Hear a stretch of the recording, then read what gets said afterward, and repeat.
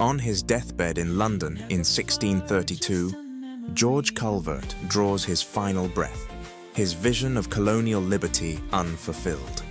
5 weeks later, King Charles signs the Maryland Charter, granting George's son Cecil vast powers over lands stretching across 12 million acres.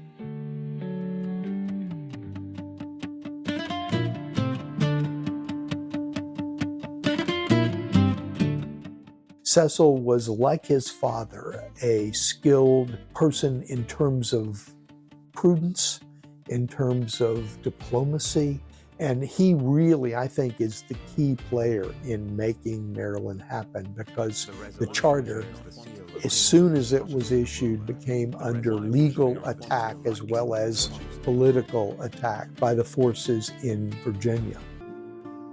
It was very much a shift in thinking, in essence, of how we could achieve this freedom of belief, in essence. And I think it's important to say that if we look at 17th century documents, Calvert is actually talking about the two things in the First Amendment of the Bill of Rights: that there will be no state religion. That was his policy, even though it wasn't written.